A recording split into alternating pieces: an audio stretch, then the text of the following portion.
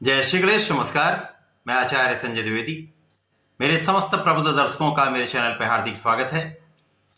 आज मैं कर्क राशि का फरवरी माह का मासिक राशिफल लेकर आपके सम्मुख उपस्थित हूं। फरवरी माह में ग्रहों की स्थितियां तथा जो ग्रहों के परिवर्तन हैं कर्क राशि के जातकों को किस प्रकार का लाभ देने वाले हैं, किस प्रकार की स्थितियां बन रही जो आपके लिए अत्यंत सकारात्मक होने वाली हैं तथा कहां पर समस्या आ सकती है, उसका क्या निराकरण है, संपूर्ण विश्लेषण मैं पूर्ण तर्क के साथ करने जा रहा हूं। प्रिय दर्शकों, ये राशिफल आपके चंद्र राशि पर आधारित है, अर्थात आपकी जन्म कुंडली में यदि 4 नंबर में चंद्रमा विराजमान है तो आपकी कर्क राशि है। कर्क राशि के लिए यदि प्रारंभिक समय में स्थितियां देखें तो आपके तृतीय भाव में केतु का गोचर होगा, जहां पर स्वयं चंद्रमा भी होंगे। आपके षष्ठम भाव में मंगल के साथ शुक्राचार्य की युति का प्रभाव चल रहा है। सप्तम भाव में सूर्य और बुध का बुधादित्य योग चल रहा होगा। आपके अष्टम भाव में शनिदेव होंगे, नवम भाव में राहु का गोचर होगा तथा आपके दसम भाव में गुरुदेव बृहस्पति का गोचर चल रहा है। इस माह में 1 फरवरी को ही बुध अपनी राशि का परिवर्तन करके मकर राशि में प्रवेश कर लेंगे। पुनः बुध का परिवर्तन इसी माह में 20 फरवरी को होगा, जहां पर ये राशि परिवर्तन करके कुंभ राशि में शनिदेव के साथ गोचर करना प्रारंभ करेंगे। 5 फरवरी को मंगल का राशि परिवर्तन होगा। मंगल षष्ठम भाव से निकलकर सप्तम भाव में प्रवेश करेंगे तथा 12 फरवरी को शुक्राचार्य का भी परिवर्तन आपके सप्तम भाव में हो जाएगा। इस माह में सूर्य का परिवर्तन भी होने वाला है, जो कि 13 फरवरी को होगा। सूर्यदेव आपके सप्तम भाव से निकलकर आपके अष्टम भाव में शनिदेव के साथ गोचर करना प्रारंभ करें। ये संपूर्ण ग्रह स्थितियां हैं। संपूर्ण स्थितियों का अवलोकन करते हुए ये राशिफल मैं आपके लिए प्रस्तुत कर रहा हूं। प्रिय दर्शकों, कृपया शीघ्र चैनल को सब्सक्राइब कर लीजिए, बेल आइकन को प्रेस करके ऑल पर क्लिक कर दें, जिससे आपको एक उपयुक्त संपूर्ण तार्किक विषय वस्तु आपको अति शीघ्र प्राप्त हो सके। कर्क राशि चंद्रमा की ही राशि है, जहां पर प्रारंभिक समय में चंद्रमा का गोचर केतु के साथ होगा, तृतीय भाव में होगा। यहाँ पर ग्रहण दोष का प्रभाव मिल रहा है, जिसके कारण प्रारंभिक समय में कुछ मानसिक तनाव हो सकता है, कुछ मौसम के रोग हो सकते हैं, आपके पराक्रम में कुछ कमी आ सकती है, आप कुछ कम परिश्रम करने वाले हैं। परंतु जैसे ही चंद्रमा का परिवर्तन आपके तृतीय भाव से चतुर्थ भाव में हो जाएगा, आपकी स्थिति अत्यंत प्रबल हो जाएगी। यहाँ पर विशेष रूप से आपके स्वास्थ्य बहुत अच्छा रहेगा, आप अत्यंत सकारात्मक होंगे। इसी प्रकार से यदि हम देखें तो इस माह में जो विशिष्ट स्थितियां बन रही, इस माह में बड़े राजयोगों का निर्माण हो रहा है। आपके सप्तम भाव में ही सूर्य और बुध का बुधादित्य योग बन रहा है, जो आपको अत्यंत सकारात्मक बना रहा है। आपके आत्मबल में वृद्धि हो रही है, आप बहुत कॉन्फिडेंट रहने वाले हैं। सूर्य बुध का बुधादित्य योग जीवन में आपको संपूर्ण रूप से कार्यक्षेत्र में प्रगति कराने वाला होता है।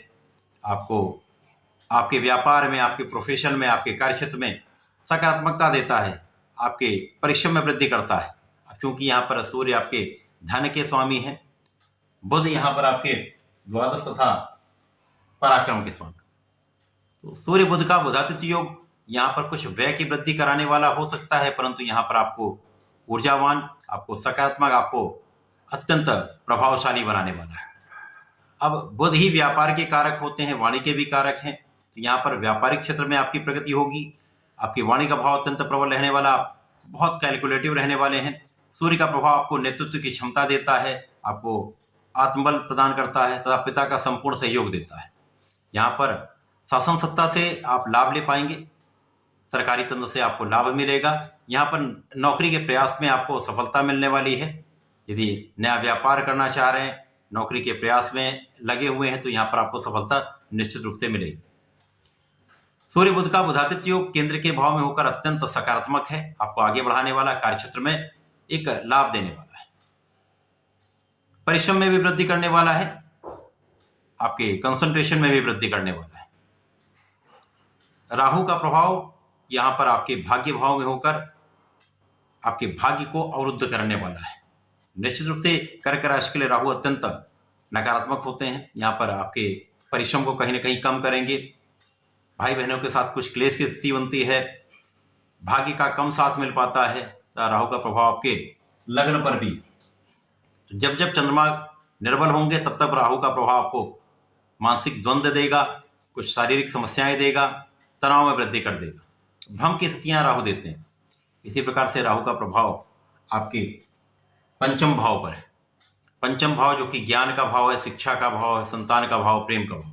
यहाँ पर भी जो विद्यार्थी गण हैं उनके लिए कुछ भ्रम की स्थिति बनेगी, कल्पनाशीलता की वृद्धि हो जाएगी, पढ़ाई में मन कम लग पाएगा, अनायास ही तनाव बढ़ जाता है।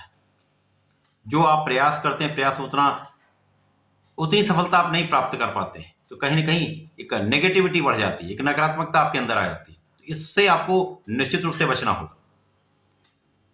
परंतु यहां पर गुरुदेव बृहस्पति अत्यंत प्रबल अवस्था में, महायोग में है, केंद्र के भाव में, दसम भाव में बैठे हुए हैं, जहां पर ये मित्र की राशि में है।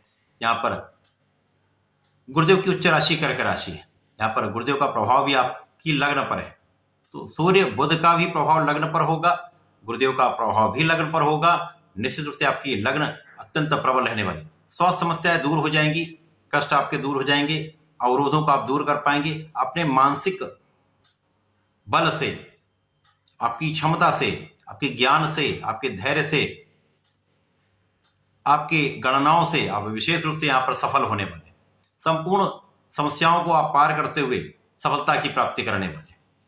गुरुदेव का प्रभाव धन वृद्धि का भी है। गुरुदेव आपके धन को भी बढ़ा रहे हैं, आपके जो संचय का मार्ग है उसको प्रशस्त कर रहे हैं। धन यहां पर आप बचा पाएंगे, परिवार का सहयोग आप ले पाएंगे, परिवार में वृद्धि का योग है। साथ ही साथ गुरुदेव का प्रभाव आपके सुखों का उपार्जन कराने वाला है, सुखों की वृद्धि करने वाला है, सुख साधन आपके बढ़ने वाले हैं, माता पिता का संपूर्ण आशीर्वाद आपको प्राप्त होगा।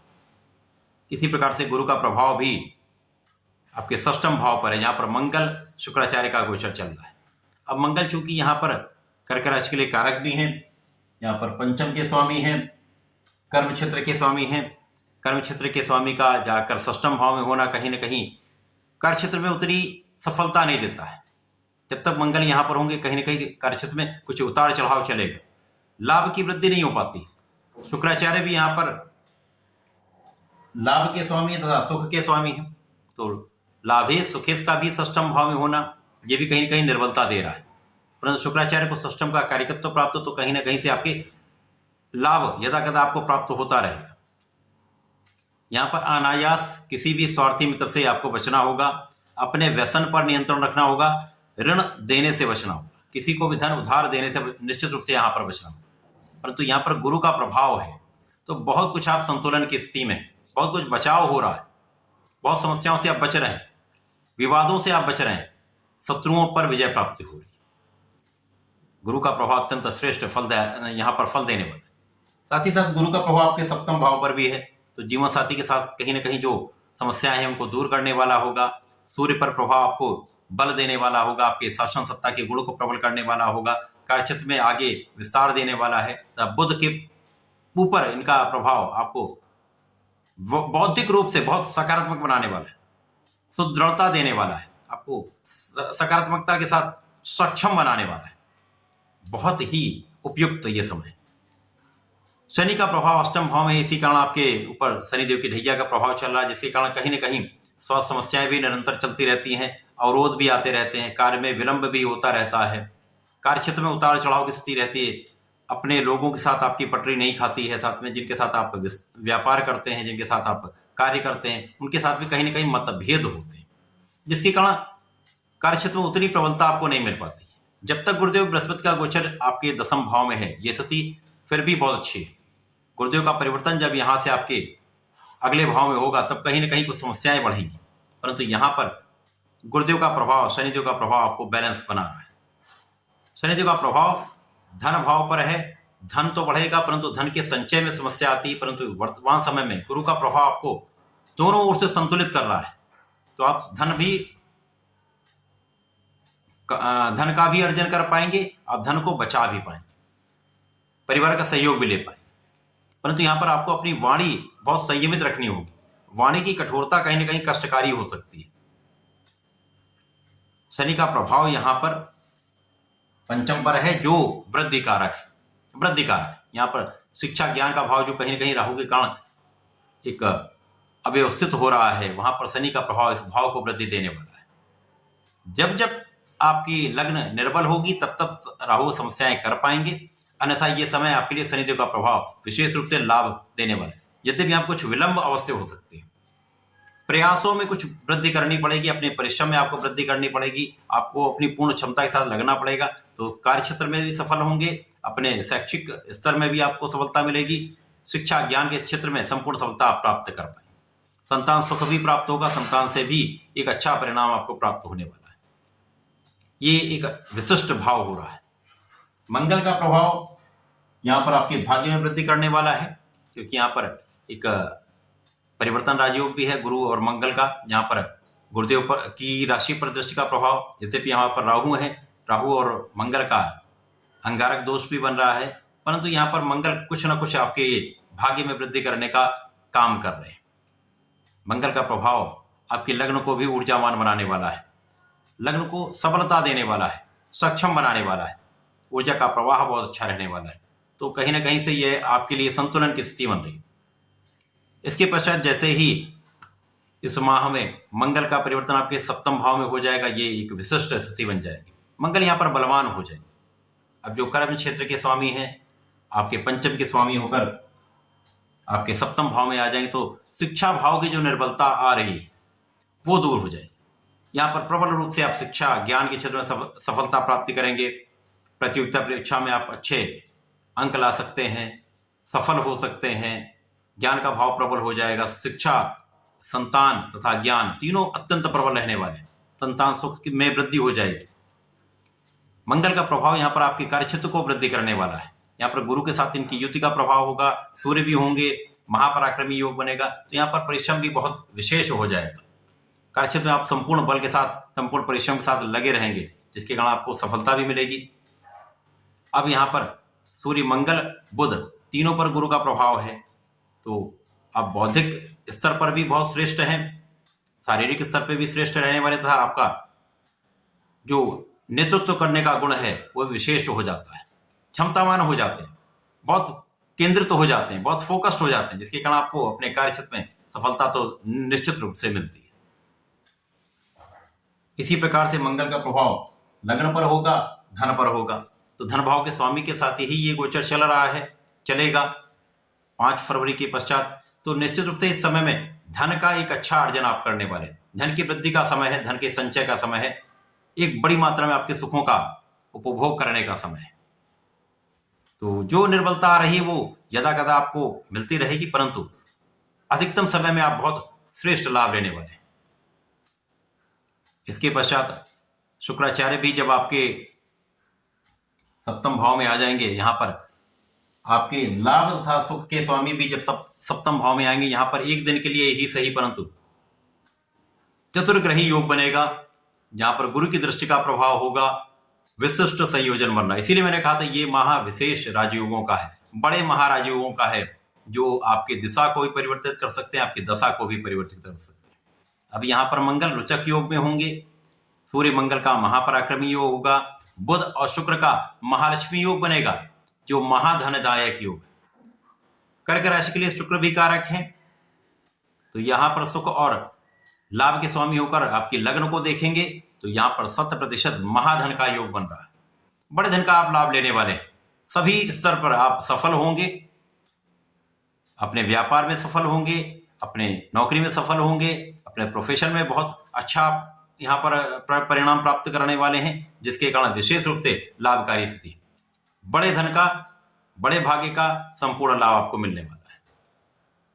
इसके पश्चात जब सूर्य का परिवर्तन 13 फरवरी को आपके अष्टम भाव में हो जाएगा, तो अष्टम भाव में कहीं ना कहीं एक नेगेटिविटी का भाव है, वहां पर समस्त ग्रहों का प्रभाव कम होने लगता है, निर्बल हो जाता है।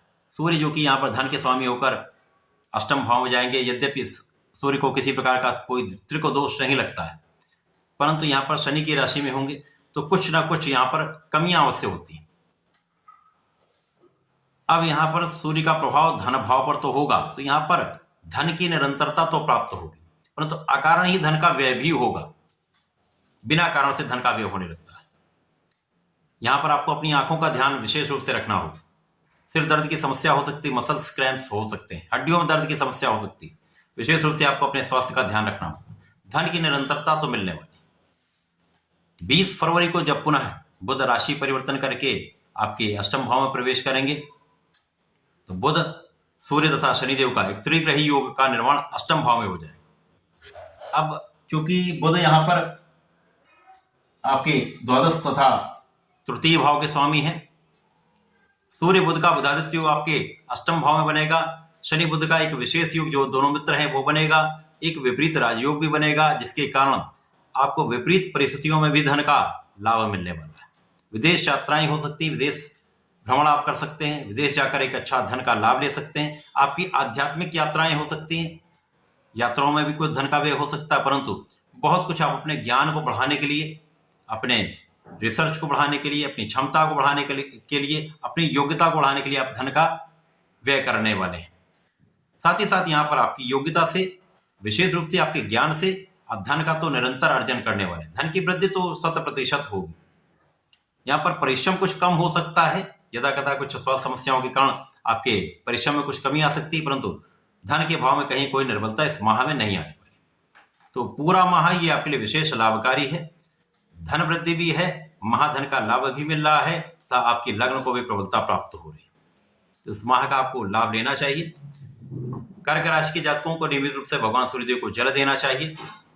प्रत्येक सोमवार को भगवान शिव पर जलार्चन करने के साथ साथ दूध से अभिषेक करना चाहिए, एक श्वेत पुष्प का अर्पण करना चाहिए। यदि आप ऐसा कर लेते हैं तो आपका मन अत्यंत प्रबल होगा, कॉन्फिडेंस बहुत अच्छा होगा, आपका परिश्रम संपूर्ण लाभ देने वाला होगा। तो ऐसा करके इस समय का लाभ लें। धन्यवाद, नमस्कार।